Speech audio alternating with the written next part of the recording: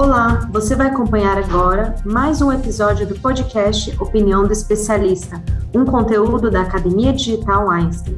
Eu sou Fernanda Gushkin, aluna da Fixai, e hoje vamos falar sobre transplantes de medula e CAR T-cells em mieloma múltiplo. Para isso, convidamos o Dr. Nelson Hammerschlag, coordenador do Programa de Hematologia e Transplantes de Medula Óssea do Hospital Israelita Albert Einstein. Dr. Nelson, muito obrigada pela presença. O prazer é todo meu, estou à disposição. Primeiramente, Dr. Nelson, o que é o mieloma múltiplo? Como que é feito o diagnóstico e qual o prognóstico dessa doença? Muito bem, o mieloma múltiplo é uma doença maligna, um câncer do sangue. Ele se dá especificamente numa célula, que é um tipo de glóbulo branco chamado plasmócito, e esses plasmócitos eles evoluem de forma clonal, invadindo então a medula óssea e produzindo no paciente alterações ósseas, produzindo geralmente anemia, por conta de essas células ocuparem o espaço da fabricação da medula, produzindo um pico monoclonal de proteínas, que pode ser de cadeia pesada, de cadeia leve ou os dois, porque o plasmócito é a fábrica das imunoglobulinas e dos anticorpos, e podendo, com essas alterações, induzirem também o depósito dessas proteínas, principalmente as cadeias leves no rim, levando à insuficiência renal. Então, normalmente, o que esses pacientes têm de clínica? Eles têm dores ósseas, geralmente, eles têm anemia, eles podem ter insuficiência renal, eles podem ter cálcio alto pela invasão dos ossos e muito mal-estar, né? É óbvio que nem todo paciente tem todas essas características, alguns deles têm só anemia, outros só insuficiência renal, outros só dores ósseas, cada paciente tem que ser visto de forma personalizada. O diagnóstico desse paciente, ele é feito através desses achados nos exames de sangue, que é, por exemplo, anemia, os achados da proteína monoclonal, mas nós temos também que achar o número de plasmócitos elevados, plasmócitos clonais na medula óssea, que tem que ter acima de 10%. Mas isso não basta. Se o paciente tem só o pico monoclonal, ele é classificado como gamopatia monoclonal de caráter indeterminado. Se ele tem o pico monoclonal e tem mais de 10% de plasmócitos na medula e não tem mais nada, ele é classificado como mieloma assintomático, e aqueles pacientes que têm ou alterações muito importantes do número de plasmócitos da medula, com mais de 60%. Aqueles pacientes que têm uma relação das cadeias leves livres muito altas, nós calculamos acima de 100. Aqueles pacientes que têm múltiplas lesões ósseas, aqueles pacientes que têm anemia ou insuficiência renal ou cálcio alto, esses pacientes têm, então, o chamado mieloma múltiplo sintomático, que é o nosso foco de tratamento. Como é que nós prognosticamos essa doença? De várias formas. Nós temos um tipo de fator prognóstico que é chamado ISS, que é basicamente medido pelos níveis de albumina e de beta-2 microglobulina. Então, quando você tem as duas alteradas, o prognóstico é ruim. Quando você tem uma delas, o prognóstico é intermediário. Quando nenhuma delas, o prognóstico é bom.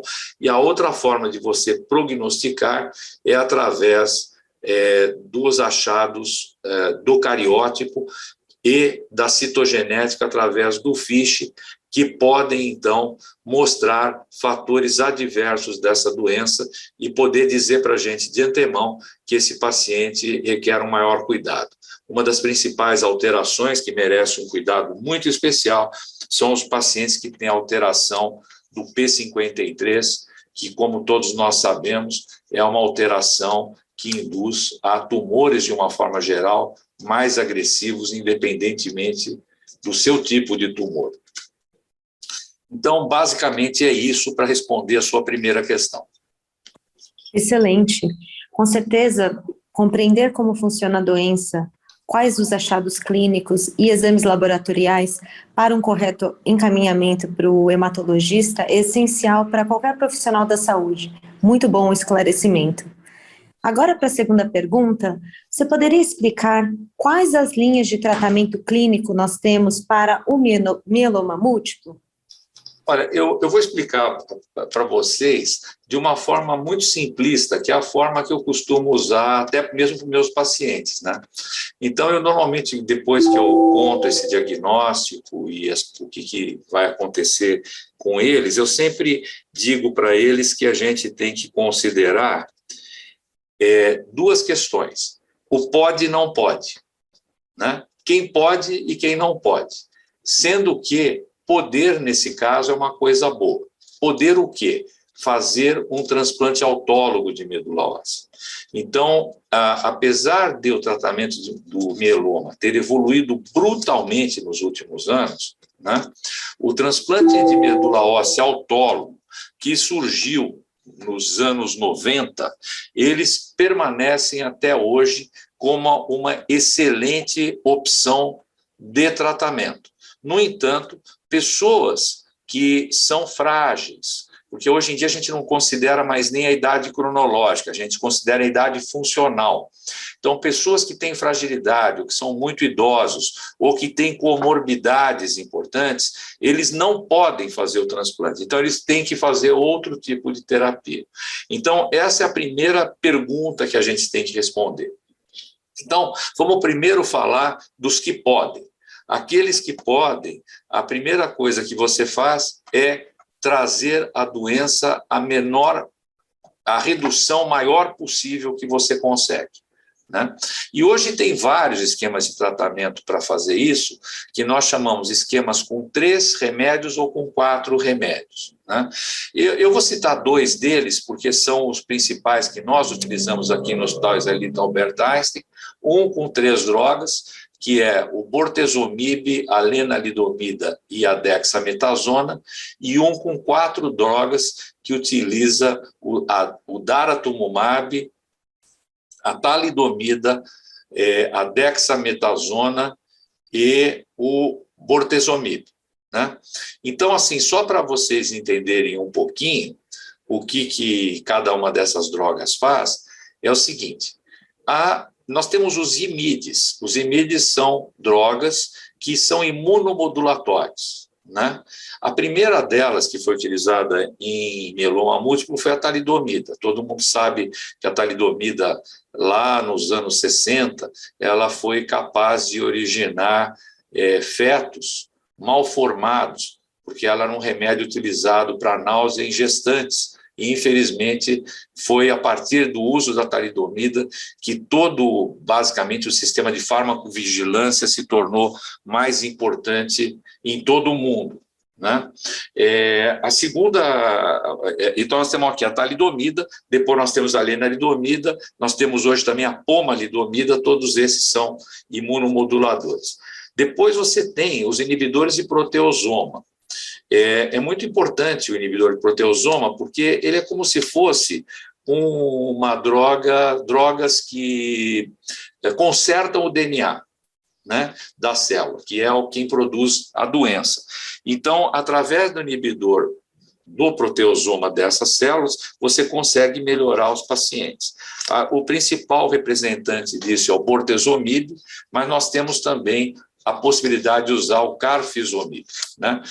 E, finalmente, dentre essas drogas, a gente tem, das drogas diferentes, o daratumumab, que eu citei, que faz parte de um grupo de drogas que não tem só o daratumumab, tem outras drogas também, que são anti-CD38, que o CD38 é um marcador, uma proteína que tem no plasmócito do doente.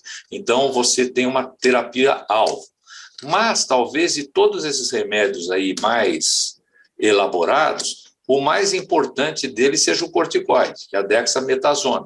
Ele é muito importante. Para vocês terem uma ideia, no passado, eu mesmo tratei muito paciente com mieloma, pelo menos nessa fase inicial, antes do transplante, só com corticoide.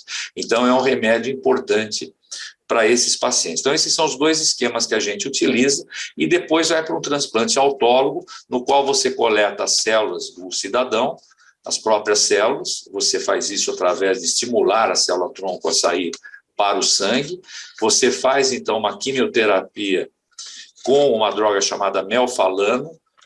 Os mielomas são muito sensíveis ao melfalano em altas doses, e depois você repõe essa célula. E depois, então, do transplante, você pode ou não fazer uma consolidação com essas drogas que eu já citei ou outras, e depois fazer uma manutenção.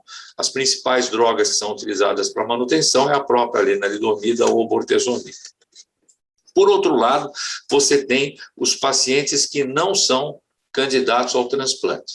Então, esses pacientes, nós também, na nossa instituição, nós podemos utilizar uma possibilidade, é o próprio VRD, uma outra, que é o bortezomib, Revlimid, que é a lenalidomida dexametasona, mas nós também podemos usar algumas drogas, algumas composições com melfalano comprimido, que é o mesmo melfalano utilizado endovenoso no transplante, mas que pode ser utilizado ou com talidomida e dexametasona, ou com o bortezomib e dexametasona, ou outras composições que possam ser utilizadas. Tem vários esquemas e várias medicações.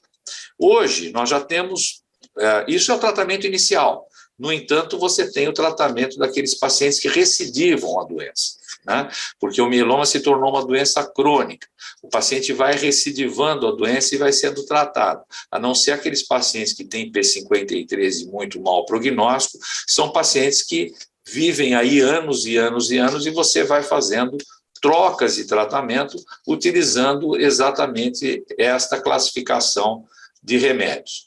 Hoje você tem outros tratamentos, principalmente aqueles voltados para um alvo que existe na célula do mieloma, chamado BCMA. Então, você tem as chamadas terapias-alvo, das quais uma delas já está aprovada nos Estados Unidos, a gente está usando aqui no Brasil ainda em pesquisa, que é o belantamab, mas tem também os anticorpos biespecíficos e o CAR-T-cell, que utiliza esse mesmo alvo. Existem outras drogas que são menos utilizadas, mas que também podem ser incorporadas, como bendamustina e outros remédios, no tratamento do mieloma múltiplo, em casos específicos de recidiva e de pacientes refratários. Eu citei aqui já o carfizomib, falei do daratumumab, que é o anti-CD38, tem um novo anti-CD38 que foi recém lançado aqui no mercado. Assim você tem uma série de opções para ir fazendo tratamentos no seu paciente. Excelente. Além desses tratamentos, você poderia aprofundar um pouco mais sobre a terapia celular, transplante alogênico no mieloma múltiplo? Bom, o transplante alogênico no mieloma múltiplo é uma exceção, né? Nós exclusivamente utilizamos para aqueles pacientes de muito mau prognóstico e que têm um doador ideal, né? Então, nesses casos, nós podemos, então, fazer o transplante alogênico, que, teoricamente, é uma terapêutica curativa. Então, você tendo um paciente jovem que possa ser submetido a isso, que esteja em boas condições, é uma excelente tentativa. E a terapia celular, a gente pode dividir em dois grupos. Uma é o uso das células NK, que são as células natural killer, que podem ser utilizadas no mieloma múltiplo, ainda de forma experimental, e o CAR-T-cell, que foi agora aprovado nos Estados Unidos, com foco no BCMA, mas que deve ter um segundo CAR-T-cell que já está aí em fase de aprovação, tanto nos Estados Unidos e na Europa, como aqui no Brasil também, e que os resultados são excelentes, né? Para vocês terem uma ideia, o CAR-T-cell chega a dar uma taxa de resposta de mais de 85% em pacientes amplamente tratados e com uma sobrevida de progressão de doença bastante razoável. Excelente. Realmente as terapias celulares com novos trials surgindo, novas aprovações pelo mundo todo mostram quão promissores são esses tratamentos. E por último, a última pergunta seria: quais outras doenças que podem ser tratadas com terapia celular na hematologia? Bom, a terapia celular, ela tem sido amplamente utilizada na hematologia. Eu falei das células NK, elas podem ser utilizadas não só no mieloma, na leucemia mieloide aguda, até em tumores sólidos, não hematológicos. Pode ser utilizada adjuvante ao transplante para evitar recidivas, mas ainda tudo isso de maneira experimental. Por outro lado, nós temos também em nível experimental, a utilização de células dirigidas contra vírus, células T dirigidas contra vírus, contra citomegalovírus, BK vírus, Epstein-Barr, adenovírus e assim por diante, que são bastante utilizadas em pacientes que estão muito imunossuprimidos e que não estão respondendo aos antivirais. É o caso dos pacientes que receberam transplante de medula óssea e que podem precisar dessas terapias. Mas a que é mais utilizada em hematologia são os CAR-T-cell, como você falou, né, que é uma terapia celular no qual você utiliza alvos específicos associados a uma espécie de uma ativação da célula T, né, para que você possa atacar determinados alvos. Então, hoje já estão liberados produtos para a leucemia linfocítica aguda, tanto nas crianças, no adulto jovem, quanto nos adultos, na LLA. Já estão também aprovados para linfoma, né? Vários produtos também de CAR-T-cell. Existem também produtos de CAR-T-cell que são acadêmicos, que não são da indústria farmacêutica. Nós aqui no Einstein estamos desenvolvendo alguns produtos acadêmicos, tanto para mieloma quanto para leucemia linfocítica aguda e linfoma. E existem algumas doenças no qual o CAR-T-cell ainda está engatinhando, mas que deve ir para frente, que é, por exemplo, na leucemia mieloide aguda e mesmo na leucemia linfocítica crônica, que paradoxalmente foi a primeira doença em que se utilizou CAR-T-cell, mas que, na verdade, como os resultados não foram o que se esperava, ainda agora está se procurando formas de se otimizar o CAR-T-cell na leucemia linfocítica crônica. Então, eu acho que, basicamente, com isso, eu acho que eu respondo a sua quarta questão, sua última questão. É isso? E fico à disposição. Muito bom, doutor Nelson. Aí da Academia Digital Einstein. Muito obrigada, doutor Nelson. Você gostaria de fazer recomendações finais sobre alguma plataforma ou alguns artigos interessantes para o público? Sim, bom, eu acho que tem várias formas de você procurar mieloma em revistas especializadas de hematologia. As principais que a gente utiliza é a revista Blood, né? A BMT e a BBMT, que são revistas de transplante, a hematológica, que são revistas que a gente indica, a plataforma da Associação Americana de Hematologia, da Associação Brasileira de Hematologia e também da Sociedade Brasileira de Transplante de Medula Óssea, e eu não podia deixar de citar aqui as duas iniciativas Einstein, que é a Academia Digital, que já está disponível, e também a nossa plataforma digital da hematologia, que é o Hematolog, que eu convido todos a visitar e se cadastrar, que é o www.hematolog.app. Muito obrigado, tá, Fernanda? Muito obrigada, Dr. Nelson. Esperamos que tenha gostado do episódio.